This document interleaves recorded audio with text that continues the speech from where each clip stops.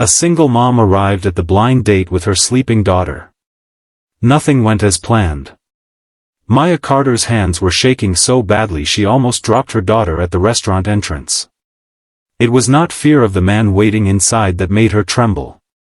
It was the weight of everything riding on the next hour, rent due in 4 days, a babysitter who canceled 20 minutes before she needed to leave, and a 2-year-old daughter who had cried herself to sleep in the car because she did not understand why her mother's hands would not stop shaking.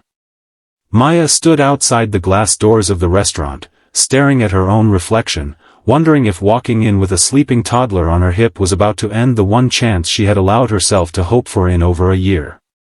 If you believe in kindness, in second chances, and in stories that remind us people can surprise us in the best possible way, hit that like button right now, drop a comment telling us where you're watching from, share this video with someone who needs a little hope today, and subscribe to Kindness Corner so you never miss a story like this one.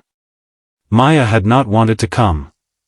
3 weeks earlier, her coworker Denise had set up the date almost against her will, insisting that Maya deserved one evening where she was not just Emma's mom or the tired woman at the front desk, but simply a woman having dinner with someone who wanted to know her. Maya had laughed it off at first. Since her husband left when Emma was 8 months old, dating had felt like a luxury reserved for people whose lives were not built entirely around survival, grocery budgets stretched to their breaking point, double shifts at the medical billing office, and nights spent rocking a feverish toddler while doing math in her head about which bill could wait another week. But Denise had worn her down, and somewhere underneath the exhaustion, a small, stubborn part of Maya had wanted to say yes. She wanted, just once, to remember what it felt like to be seen. The babysitter's cancellation had come at the worst possible moment, a text sent while Maya was already curling her hair in the bathroom mirror, the first time she had done so in longer than she could remember. She had called every name in her phone. Her sister was working a night shift 2 states away. Denise was out of town. There was no one. Maya stood in her small apartment, mascara half applied, and made the kind of decision that only single parents understand, the decision to show up anyway, imperfect circumstances and all, because canceling meant admitting that hope did not have room in her life anymore. She buckled Emma into the car seat, watched her drift off within minutes, and drove to the restaurant with her heart hammering against every worst-case scenario her mind could invent. The man's name was Marcus. Denise had described him as thoughtful, successful, a little guarded since his own difficult divorce, but kind in a way that showed in small gestures rather than grand promises.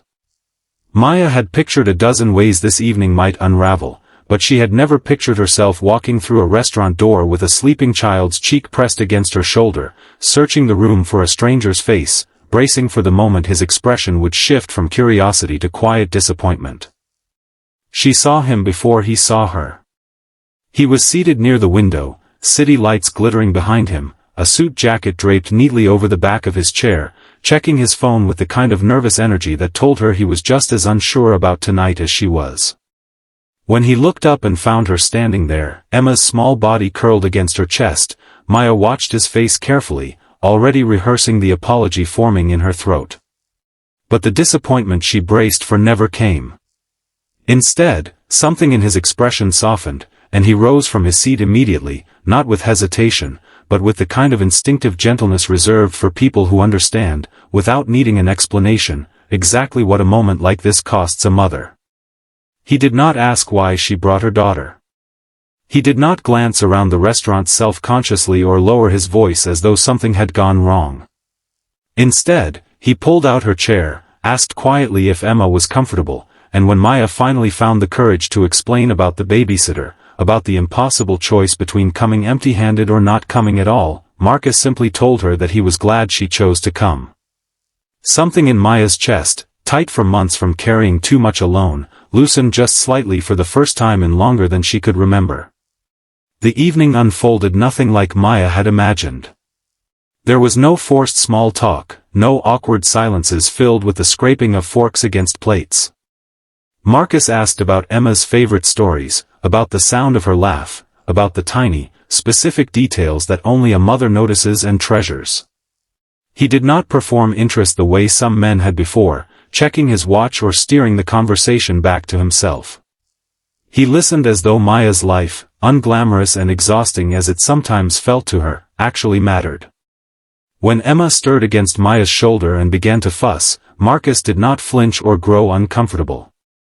He simply asked if he could hold her for a moment so Maya could eat properly, and something about the easy confidence in his voice made Maya realize this was not performance.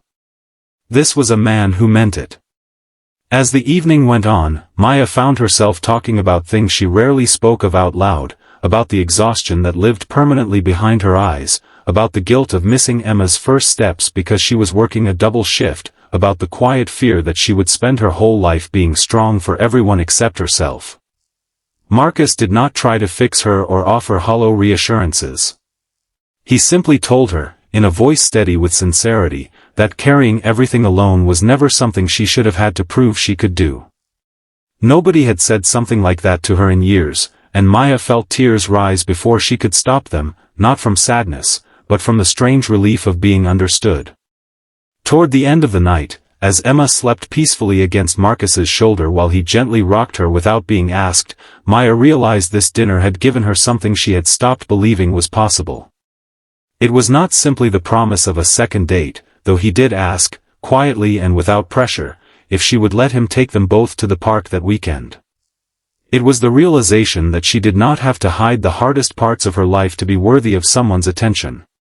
She did not have to choose between being a devoted mother and being seen as a woman with dreams of her own. For the first time in over a year, Maya walked out of that restaurant holding her sleeping daughter in one arm and a small, fragile hope in the other, unwilling to let either one go. Before we close out tonight's story, if this one moved you even a little, we would love to hear from you. Drop a comment below and tell us the moment in this story that touched your heart the most. If Maya's courage, and Marcus's quiet kindness, touched you tonight, please take a moment to like this video, share it with someone who needs a reminder that good people still exist, and subscribe to Kindness Corner so we can keep bringing you stories like this one. Sometimes the bravest thing a person can do is show up exactly as they are, and sometimes the kindest thing another person can do is simply let them.